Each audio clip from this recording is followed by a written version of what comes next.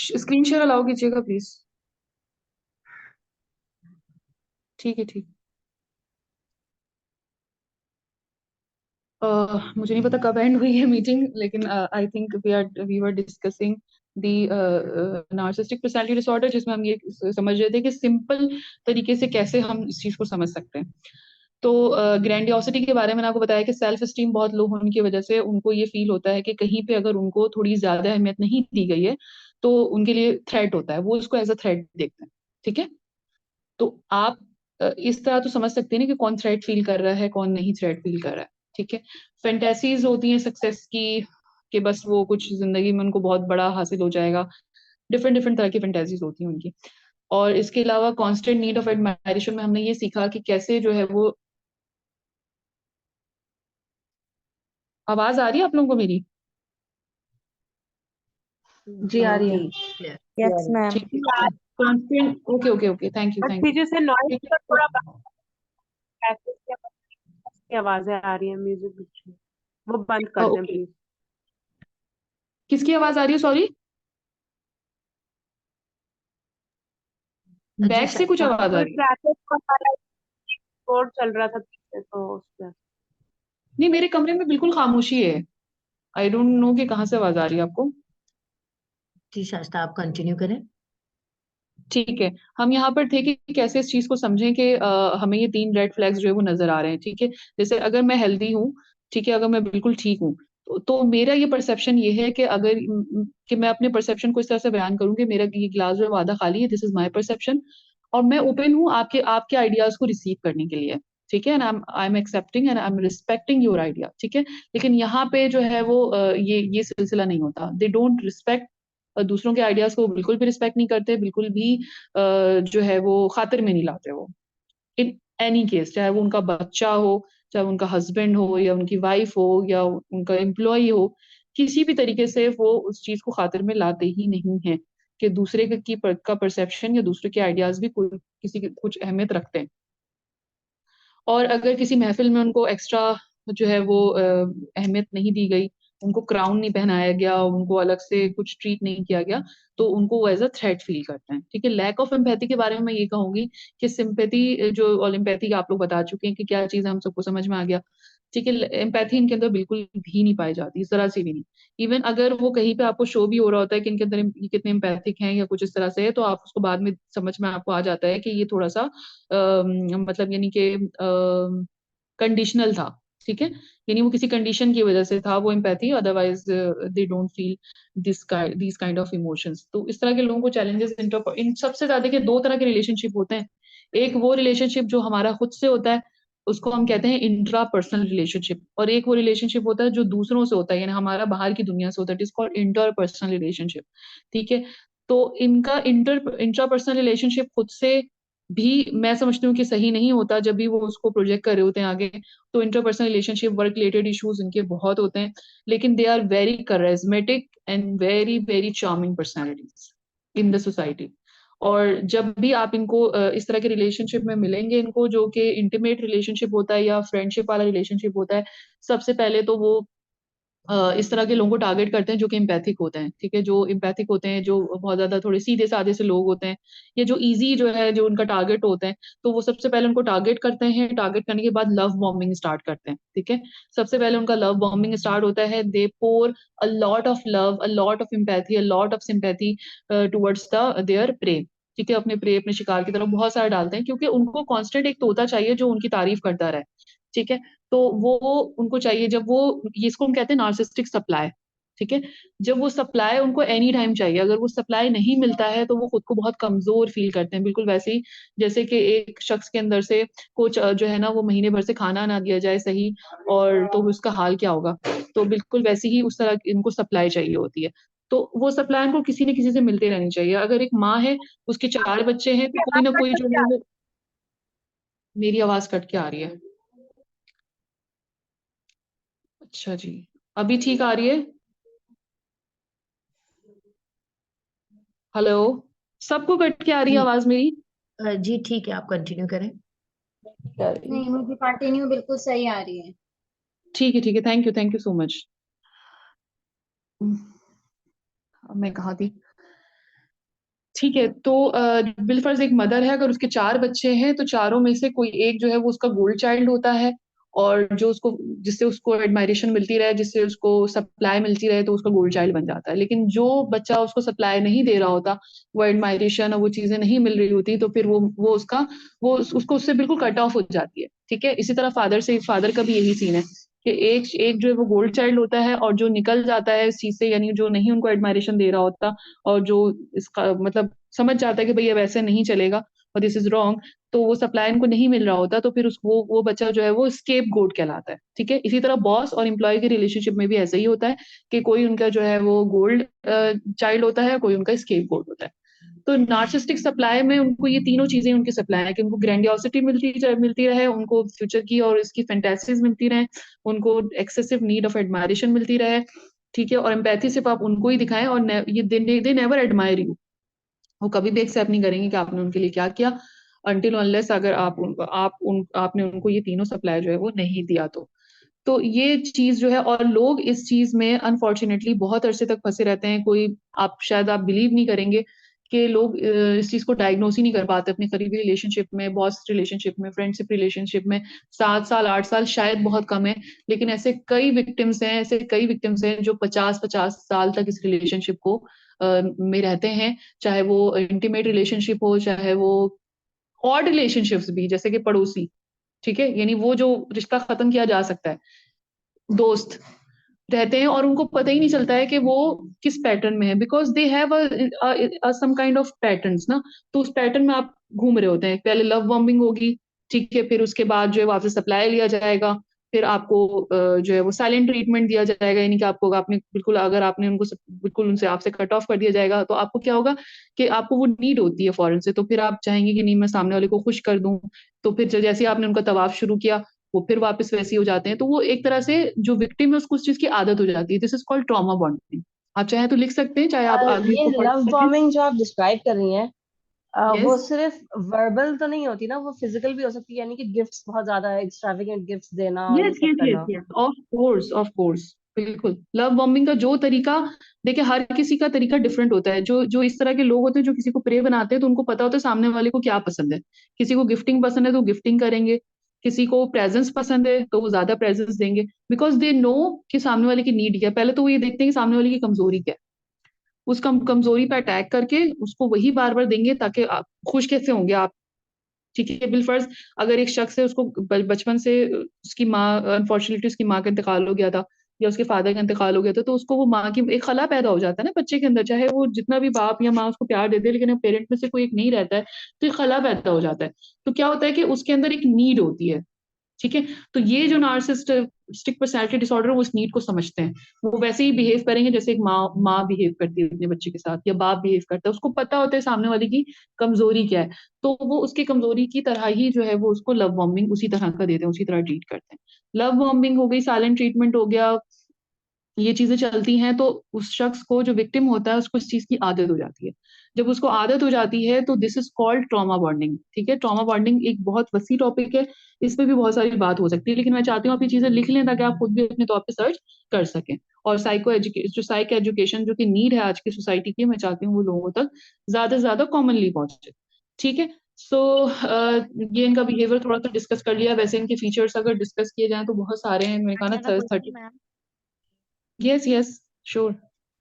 मैं ये पूछना चाह रही थी कि जैसे जो एनपीडी के पेशेंट्स होते हैं, तो हम्म, उनमें आपने कहा कि जैसे एहसास बर्तरी बहुत ज्यादा होता है, हम्म, तो हम्म, इनसे जैसे इनसे भी कोई अच्छा मतलब बंदा फाइनेंशियली तौर पे या किसी भी तरह से इनसे कोई अच्छा बंदा होगा, तो ये फिर इनसिक्योर फील करते होंगे, यस, या इनसिक्योरिटी बहुत ये बहुत इनसे अच्छा वर्ड अच्छे। यूज किया आपने।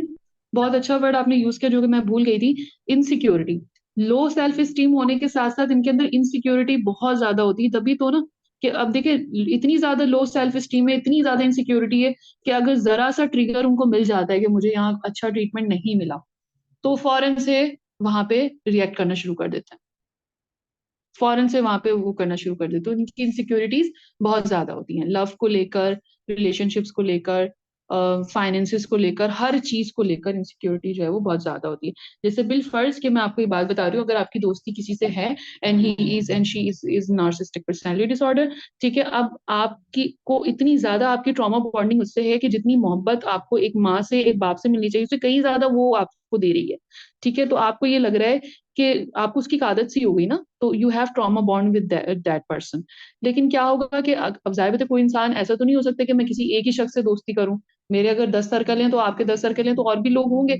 लेकिन जैसे ही आप किसी और की बात करना शुरू करती हैं तो दे रिएक्ट, अब वो रिएक्ट कैसे करें, वो कभी रो धो के, और कभी तुम मुझे टाइम नहीं दे रही, तुम मुझे ऐसा नहीं करी, तुम मुझे वैसा नहीं करी, किसी ना किसी तरीके से आपको प्रॉब्लम में डालेंगे, आपकी गैस लाइटिंग करेंगे। गैस लाइटिंग इज समथिंग के जो आपके इमोशंस को झुटलाया जाता है, it is called gas lighting. तो वो करेंगे, रिएक्ट करेंगे, रोएंगे धोएंगे, सेल्फ हार्म पहुंचाने की खुद को कोशिश करेंगे। तो इस तरह के जो दोस्त अहबाब रिलेशनशिप में जो लोग होते हैं वो किसी और को नहीं बर्दाश्त कर पाते बिकॉज ऑफ दैट इनसिक्योरिटी, ठीक है। तो सो मैम इस तरह आई के लोगों को डील करने के लिए क्या इनको थोड़ा इग्नोर करना चाहिए? Again a very good question my dear. देखो, एक्चुअली एनपीटी को आप डील नहीं कर सकते, you can't deal with them. If मैं पता है इसके लिए मैं एक ही जुमला कहती हूँ नहीं मैम, कि मैं अगर ये नहीं कहना चाह रही कि बिल्कुल ही हम इग्नोर कर दें, मतलब जैसे उनकी जो इनसिक्योरिटीज हैं, यार मुझे इतना टाइम नहीं दिया गया, यार तुमने मुझे जो है वो इतनी बात नहीं की मुझसे और मेरी हम्म बात को अहमियत नहीं दी, तो उनकी जो भी इनसिक्योरिटीज हैं उनको एक कान से सुन के दूसरे कान से निकाल दिया जाए, हाँ यार सही है, ओके फाइन, तो इस तरह से करें ठीक है। या तो आप ने मेरी हाँ बात लेकिन फिर वो उनका नहीं, फिर आप वो दूसरे वार के लिए तैयार हो जाए ना। If you are in relation with that friend तो फिर आप उसके दूसरे वार के लिए तैयार हो जाएं। दे हैव लॉट ऑफ ये तो आप इस चीज को समझ पा रही हैं तभी आप कह रही हैं, लेकिन बहुत से लोग नहीं समझ पाते, तो वो कैसे इग्नोर करेंगे इस चीज को। लेकिन अगर आपने इग्नोर जी कर भी दिया इस चीज को समझ के, तो दे हैव लॉट्स कहते हैं ना, हथियार बहुत है उनके पास, किसी न किसी हथियार के जेर असर आपके पास आ जाएंगे। फिर वो क्या करेंगे, ट्रायंगुलेशन पैदा करेंगे। ट्रायंगुलेशन क्या होता है कि आप कि जो भी जिससे भी जिसकी वजह से वो इनसिक्योर हो रहे हैं उनके और आपके दरमियान जो है वो किसी किस्म का खास किस्म का फसाद जो है वो लगा दिया जाएगा और बड़े आराम से आपको पता भी नहीं चलेगा। वो क्या करेंगे कि कहेंगे अच्छा ठीक है, वो आप ऐसे नहीं समझ रहे हो, तो वो आपसे बिल्कुल अच्छे हो जाएंगे ना, कि नहीं नहीं यार बहुत अच्छी है, जो तुम्हारी दूसरी फ्रेंड है ना वो भी बहुत अच्छी है, तो वो क्या करेंगे, वो उस कहेंगे चलो ठीक है हम पार्टी करते हैं एक साथ। अब क्या होगा, उससे रिलेशनशिप जाएगा, अब जब 3 लोग एक साथ बैठेंगे तो उससे बातचीत हो ही जाएगी। तो क्या होगा कि आपको लगेगा यार देखो शी एक्सेप्टेड हर, ठीक है, लेकिन वो एक्सेप्टिंग नहीं होगा, वो ट्रायंगुलेशन शुरू हो जाएगी, ठीक है। They made a triangles, they made a such kind of circumstances जिससे आपको आपका और उनका रिलेशनशिप खराब हो जाए। अगर वो भी काम नहीं करेगा तो जो दूसरा तीसरा तरीका है वो ये है कि फ्लाइंग मंकीज, वो क्या करते हैं कि आपके जितने भी दोस्त है बाप, जितने भी आपके लोग होते हैं जो आपको चाहने वाले हैं, उन सबको आपसे दूर कर देते हैं ताकि आप अकेले रह जाएं। और मतलब यानी कि उनको आपके खिलाफ सारी बातें कर देना है, ठीक है। अगर आप उनको छोड़ दें ना तो वो आपको भी नहीं छोड़ेंगे किसी के भी साथ। आपकी बहुत सारी कमजोरियां जो उनके पास रह चुकी हैं वो उसका यूज करके, फ्लाइंग मंकीज कौन होते हैं, वो अब जाहिर बात है कोई शख्स अपना दुखड़ा जाके किसी के रोएगा तो अगर 10 लोग के आगे रो रहा है तो 5 लोग तो उसको एक्सेप्ट करेंगे ना कि हाँ यार ये सही कह रहा है।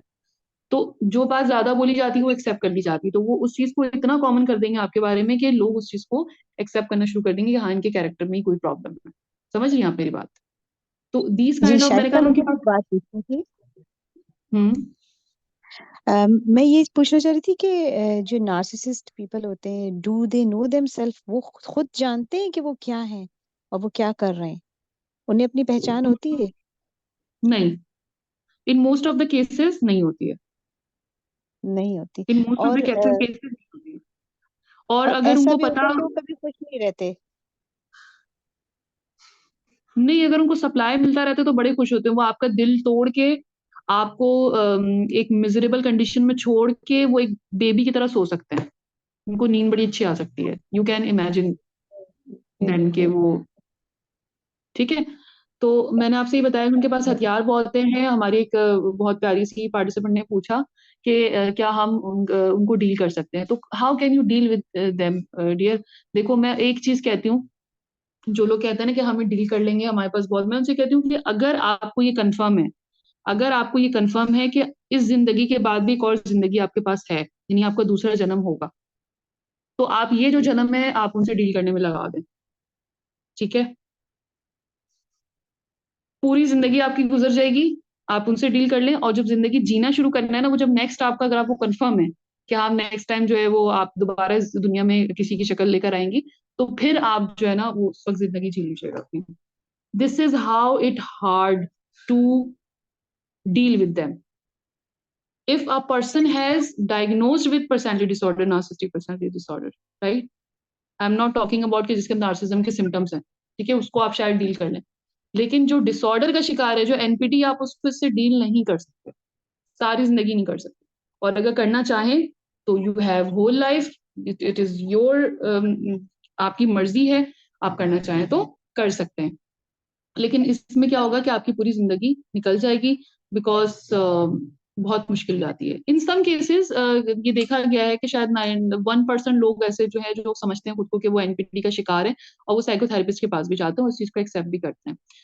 एक बड़े मशहूर शख्सियत है, उनका मशहूर, हमारे में मशहूर नहीं है वो, पता नहीं शायद हॉलीवुड के कुछ हैं, लेकिन मुझे याद नहीं आ रहा, वो एनपीडी है, एंड ही एक्सेप्टेड दैट कि उसके अंदर ये प्रॉब्लम है, और वो बाकायदा साइकोथेरेपिस्ट के पास भी जाता है। तो 1% चांस ऐसा है, ठीक है, लेकिन ज्यादातर जो है वो 99% लोग खुद को समझ ही नहीं पाते कि उनके साथ ये प्रॉब्लम है और उनको नीड है हेल्प की। अच्छा जी, तो कॉन्सिक्वेंसेस क्या होते हैं? उनको एक गाइस क्या एहसास से बदतर ही होता है ना, वो क्यों अपनी जो है वो कमजोरी मानेंगे। बिल्कुल बिल्कुल बिल्कुल, कमजोरी आ जाएगी ना उनके अंदर। मसला तो ये है ना कि अगर वो इस चीज को एक्सेप्ट कर लेंगे तो दे फील वेरी वीक, वो सप्लाई नहीं मिलेगा ना उनको। अब एक शख्स को आप खाना नहीं दे 4 दिन, 5 दिन, 10 दिन, 15 दिन, 20 दिन, तो फिर क्या हाल होगा उसका, वो कमजोर हो जाएगा। तो वो उनकी सप्लाई यही है, वो विदाउट सप्लाई नहीं जी सकते, उनको कोई ना कोई चाहिए। सो बहरहाल ऐसे लोगों के विक्टिम जो है वो, अगर आपको कहीं रेड फ्लैग्स नजर आते हैं तो try to safe yourself. और अनफॉर्चुनेटली अगर आपके क्लोज रिलेशनशिप में कोई ऐसा है, तो I feel very sorry for you guys, लेकिन इनका कोई हल नहीं हो सकता। इसका जो है वो लैब में अब तक, और जो है वो मतलब जो अभी तक इस जो डायग्नोस हो चुका है उसमें जो है वो, अगर आपके कोई क्लोज रिलेशनशिप में, ब्लड रिलेशनशिप में, या कोई ऐसा रिलेशनशिप जिसको आप नहीं इग्नोर कर सकते ना, तो अगर ऐसा कुछ है, अब अल्लाह ताला की तरफ से ही आपके लिए इम्तिहान होता है। तो अगर ऐसा है तो उनके लिए क्या करें हम, कि जब तक उस रिलेशनशिप में आप हैं, जब उनके आसपास है, तो क्या करें? तो उसके लिए 2-3 तरीके कार होते हैं। नंबर 1 इज ग्रे रॉकिंग, ठीक है, और number 2 is set boundaries. Set boundaries तो खैर आपकी हर किसी के साथ होनी चाहिए, लेकिन ग्रे रॉकिंग एक ऐसा मेथड है, ग्रे रॉकिंग कहते हैं, कि जिसमें आप अपने इमोशंस को शो नहीं करें। ग्रे रॉक का क्या मतलब होता है? इंसान जो इमोशंस से बना हुआ है ना, कहीं किसी भी रिलेशनशिप में आपको इमोशंस आपके साथ साथ, लेकिन उनके सामने आपको अपने तमाम इमोशंस को बिल्कुल छुपा लेना होता है, ठीक है, तो उसको ग्रे रॉकिंग कहते हैं। मतलब तो खाली बिल्कुल खत्म। खाली दिखाना अपने आप हाँ को उनके बिल्कुल सामने। खाली, हाँ, जैसे कि आपको कोई इमोशन फील ही नहीं होता है, यू आर जस्ट रॉक। तो फिर थोड़ा सा आप उनके, क्योंकि वो बेसिकली इमोशंस पे ही डालते हैं ना अपना वार, तो वो क्या इमोशंस आपको फील ही नहीं हो रहा, तो फिर वो थोड़ा सा आप इसकी बचत हो सकती है। दूसरा है नो कांटेक्ट, और तीसरा है लेस कांटेक्ट, और इसके अलावा स्ट्रॉन्ग बाउंड्रीज, क्योंकि दे रिएक्ट विद बाउंड्रीज, सो वो बाउंड्रीज के साथ ही बहुत ज्यादा बहुत बुरा रिएक्ट करते हैं। तो हर किसी के लिए इतना पॉसिबल नहीं होता बाउंड्रीज को बनाना, लेकिन बहरहाल विद द टाइम बाउंड्रीज बन जाती हैं, जब तक सफर करने का इरादा है विक्टिम का तब तक, या फिर जब तक उसके सर्कमस्टेंसेस नहीं बन जाते कि वो उस रिलेशनशिप से निकल सके। अदरवाइज जो लेस अच्छा, कांटेक्ट और I know have a question. Contact. I have a question, yes, is this genetic? Is this disorder genetic? Genetic तो अभी तक इस पे work I don't think so कोई हुआ है। जेनेटिक हो सकता है, लेकिन Okay, मसला I've ये I've है। seen it in people ke, if one of the relatives yes yes has it, then somebody in the family, so one of the children in the yes family might have it as well. Yes, लेकिन ये सूरत में होता है कि जैसे माँ या बाप दोनों में से किसी को एनपीडी है, तो 4 बच्चे हैं तो उनमें से किसी एक दो को होता है, किसी सूरत में चारों को भी होता है, बिकॉज वो बचपन से उसको एक माहौल वैसा मिला हुआ हाँ, होता है ना। तो इन्वायरमेंट से उसको ट्रांसफर होगा ना, वो जेनेटिक तो नहीं कहेंगे परवरिश, फिर भी इज उसको। दिस हाँ, परवरिश के नेसेसरी थ्रू होता है, कि लेकिन जीन्स में जो बिकॉज है ना, एक्चुअली हम जीन्स को ना पर्सनैलिटी से साबित नहीं कर सकते ना, ये चीज ऐसी नहीं है। जैसे बिलफर्ज अगर किसी को हेमोफीलिया है, या किसी को थैलेसीमिया, तो उसके तो जीन्स पाए जाते हैं ना हमारे अंदर, तो इसीलिए इसको हम जेनेटिक नहीं कह सकते। हाँ, ये कह मैम सकते वही हैं कि हाँ, बोल माँ रही बाप में से किसी को है, तो फिर वो उस माहौल में रहा है, उसकी तरबियत उसने की है, इस वजह से उसके अंदर ये हुआ। I have a question, Muniba. Hello. Yes. Vivek, can I ask a question? Yes, yes. Thank you very much, Dr. Shaista. बड़ा अच्छा लगा. When I was a final year student in MBBS, my one of the colleague have such types of behavior. तो हमने जब psychiatry को थोड़ा पढ़ा था फाइनल ईयर के अंदर, तो हमें भी लगता था कि इनको ये वाला मामला है. तो फिर हमारा एक ग्रुप था, पोस्टिंग ग्रुप, तो हम दोस्तों ने वो सोचा कि क्या करें. तो हमने जो देखा, बस छोटा सा कमेंट, कि उनकी रिएक्शन जो थी ना, वो जल्दी आती थी. कुछ भी कहा, आगे वाले ने रिएक्ट कर दिया. तो we also said such boundaries, ये बातें उनके सामने करनी है, ये नहीं करनी. Social Yes. ये था या ये था, मैं जेंडर को भी डिस्क्रिमिनेट नहीं कर रहा, लेकिन ये इश्यूज थे. तो ये मेरा पर्सनल एक्सपीरियंस था, दो he was a position holder, university position holder. Intelligent भी बहुत होते हैं समटाइम. जी बिल्कुल बिल्कुल, वेरी शार्प, वेरी शार्प. बहुत करिज्मेटिक होते हैं, बहुत इंटेलिजेंट होते हैं. बिकॉज नार्सिसिस्टिक पर्सनालिटी डिसऑर्डर में भी 3-4 टाइप्स हैं, जिसमें कुछ लोग बाइपोलर भी होते हैं. तो उनके अंदर इंटेलिजेंट, जाहिर बात है वो उनका जो IQ लेवल है बहुत हाई होता है. They are very charismatic. Doctor साहब, thank you so much for joining me and listening me, और अपना एक्सपीरियंस शेयर करने का बहुत शुक्रिया. Thank you. सो कॉन्सिक्वेंसेस क्या हो सकते हैं पर्सनालिटी डिसऑर्डर के एक पर्सन के ऊपर जिसको ये है? तो उसके इम्पेयर्ड रिलेशनशिप है, इमोशनल डिस्ट्रेस है, ऑक्यूपेशनल चैलेंजेस उसको रहेंगे, लीगल इश्यूज भी रह सकते हैं, आइसोलेशन समटाइम इनके अंदर देखा जाता है. ऐसा नहीं कि कभी ये टूटते नहीं है, इनको भी ये भी कभी ना कभी जो है वो सेल्फ हार्म में, सुसाइडल टेंडेंसीज में, डिपेंड कि उनका टाइप क्या है. वो बाइपोलर है तो वो सुसाइडल टेंडेंसीज की तरफ ज्यादा जाते हैं. इनके अंदर सब्सटेंस अब्यूज भी बहुत देखा गया. सब्सटेंस से मुराद ये कि अल्कोहल या जो दूसरी नशावर चीजें उसका इस्तेमाल. समटाइम फाइनेंशियल इंस्टेबिलिटी भी बहुत रहती है. वो दे लीचिंग समवन एल्स, खुद नहीं आगे बढ़ते बट वो किसी और को लीच कर रहे होते हैं. फिजिकल हेल्थ भी इनकी जो है वो डिस्टर्ब रहती है. स्टिग्मा बहुत पाया जाता है इनके अंदर, जो नॉर्मली स्टिग्मा सोसाइटी में पाया जाता है, इनके अंदर कहीं ज्यादा पाया जाता है. अब वो कॉन्सिक्वेंसेस, म्यूट द कॉल, जिसकी जो किसी की म्यूट नहीं तो प्लीज कर लें. अच्छा, कॉन्सिक्वेंसेस क्या होता है कि having relationship with personality disorder, कि अगर किसी किसी पर्सनालिटी डिसऑर्डर के साथ आपका रिलेशनशिप है तो आपके ऊपर उसके साथ क्या हो सकते हैं. कोई भी क्लोज रिलेशनशिप है जो पर्सनालिटी डिसऑर्डर से सफर कर रहा है, बहुत चैलेंजिंग होता है उसके साथ रहना. बहुत से एक्सपेक्ट होते हैं लाइफ के, इमोशनली, फिजियोलॉजिकली बहुत ज्यादा डिमांडिंग हो जाता है वो पर्सन, और आप बहुत ज्यादा वल्नरेबल हो जाते हैं. ठीक है. सो कौन कौन से डिफिकल्टीज हैं जो आपके अंदर हो सकती है? पहले तो आपकी पर्सनैलिटी जो है बहुत डिस्टर्ब हो सकती है. इंटेंस इमोशनल रोलर कोस्टर जो है आपको फील होता है. अनप्रिडिक्टेबल इंटेंस इमोशन आपके माहौल में, आपके इर्द गिर्द, आपके रिलेशनशिप में रहेगा. ठीक है. अगर किसी भी पर्सनालिटी डिसऑर्डर से आपका क्लोज रिलेशनशिप है तो ये चीजें आपको फील होंगी. Number 1 is intense emotional roller coaster. बहुत अनप्रिडिक्टेबल इंटेंस इमोशन आपके अपने माहौल में हर वक्त आपको फील होगा. जिन्होंने मेरा स्ट्रेस का जो है वर्कशॉप अटेंड किया था, तो उसमें मैंने जो स्ट्रेस हार्मोन है उसके बारे में बताया था, कॉर्टिसोल वगैरह. उसमें फ्लाइट एंड फाइट मोड भी बताया था मैंने. आप चाहे तो नोट कर लें, आप इसको सर्च कर सकते हैं. तो कुछ हमारे हार्मोन होते हैं स्ट्रेस के, जो मुस्तकिल अगर हमारी बॉडी में रहें और हाई रहें तो उसके बहुत ज्यादा फिजिकल इम्पैक्ट जो है बॉडी के अंदर पड़ रहे होते हैं. तो ये जो है ना, एक तो स्ट्रेस हार्मोन बहुत ज्यादा आपका हर वक्त आप फ्लाइट एंड फाइट मोड पे रहेंगे, फ्रीज मोड पे रहेंगे, तो ये रोलर कोस्टर आपको अपनी माहौल में फील हो जाएगा. आपको एक वक्त में आपको लगे विच इज वेरी नॉर्मल, ये तो सबके घर में होता है, जबकि पीस जो है वो हर इंसान का हक है. ठीक है. आपको कम्युनिकेशन में बहुत स्ट्रगल फील होना शुरू हो जाएगा.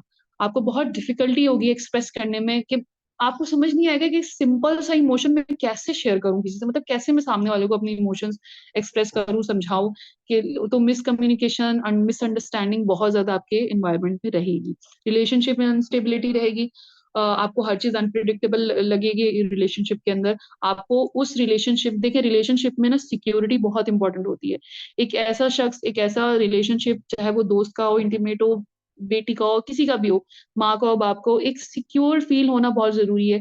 लेकिन अनफॉर्चुनेटली अगर जो विक्टिम होता है, जो इस तरह के रिलेशनशिप में होता है, उसको सिक्योरिटी बिल्कुल भी फील नहीं होती है. कांस्टेंट कॉन्फ्लिक्ट आपको माहौल में मिलेगा. आपको लगेगा कि हर वक्त जो है वो जियो न्यूज का दफ्तर आपके घर पे या आपके रिलेशनशिप में खुला हुआ है. यानी हर वक्त कॉन्फ्लिक्ट, यानी जैसे आप जब कुछ खोलते हैं ना न्यूज चैनल, तो आपको हर वक्त दिखता है ना पॉजिटिव बहुत कम दिख रहा होता है, सिर्फ कॉन्फ्लिक्ट्स जो है वो नजर आ रहे होते हैं। आपको लगता है पूरे मुल्क में, हर माहौल में, पूरी दुनिया में सिर्फ कॉन्फ्लिक्ट ही हो रहा है और कुछ भी नहीं हो रहा।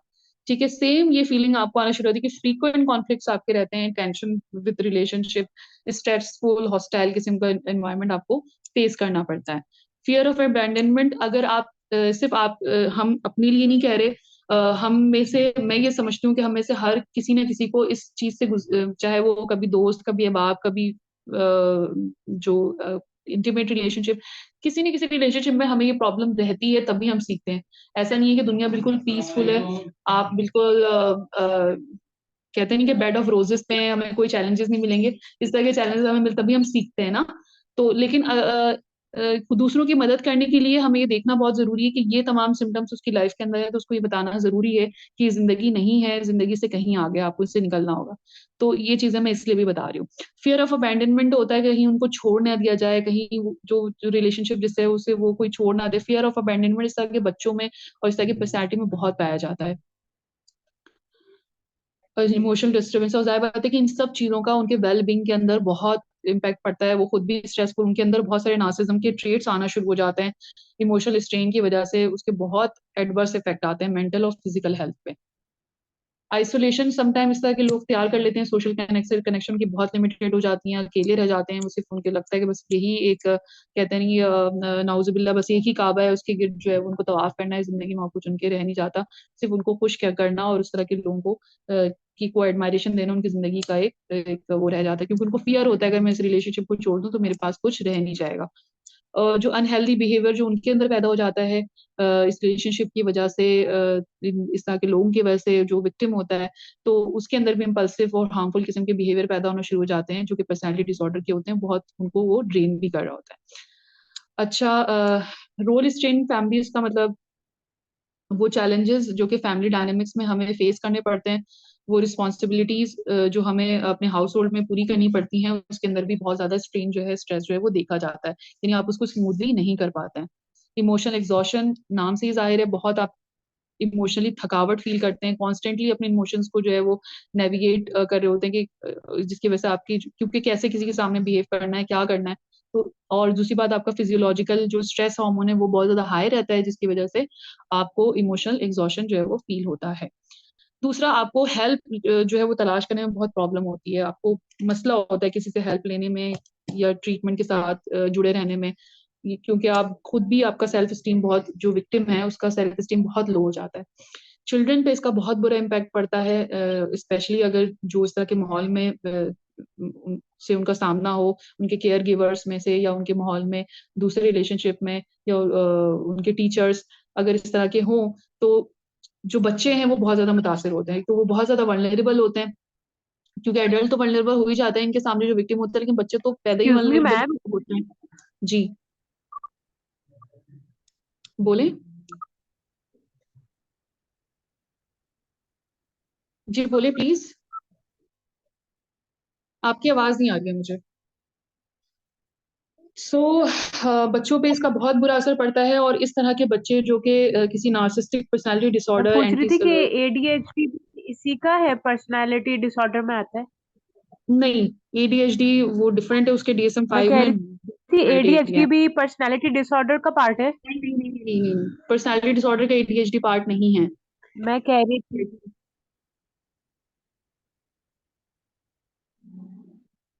मेरे ख्याल में इनको कम्युनिकेशन का, कनेक्शन का कुछ इशू हो रहा है। लेट मी हाँ, कंप्लीट इसलिए दिस।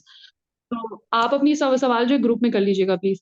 तो बच्चे जो क्योंकि पहले ही वल्नरेबल होते हैं, इमोशनल अनस्टेबल होते हैं, तो फैमिली यूनिट में या कहीं से भी केयर गिवर अगर इस तरह के होते हैं जो किसी न किसी पर्सनालिटी डिसऑर्डर का शिकार होते हैं, तो इस तरह के बच्चे जो है वो आगे चल के ज्यादातर एंटी सोशल पर्सनालिटी डिसऑर्डर का शिकार हो सकते हैं, ओसीडी का शिकार हो सकते हैं, पोस्ट ट्रॉमेटिक स्ट्रेस डिसऑर्डर का शिकार हो सकते हैं बचपन से ही।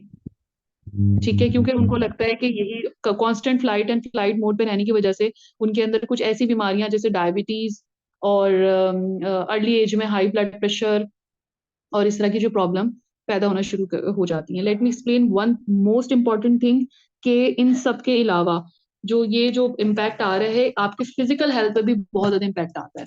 कांस्टेंट स्ट्रेस रहने की वजह से आईबीएस का होना, ये इरिटेबल बाउल सिंड्रोम जिसको हम कहते हैं, इस तरह के विक्टिम के अंदर ये भी देखा जाता है। ठीक है, इस तरह के जो विक्टिम होते हैं उनके अंदर कांस्टेंट जो है वो डिप्रेशन, क्लिनिकल एंजाइटी और हार्मोनल इम्बैलेंसेस, फीमेल के अंदर हार्मोन का डिस्टर्ब होना, एनीमिया, ये जो ठीक है फिजिकल आपका ये डिजीज है, लेकिन विक्टिम जो है वो ये सब चीजें फेस कर सकता है, because all these things impact on their physical and mental health being.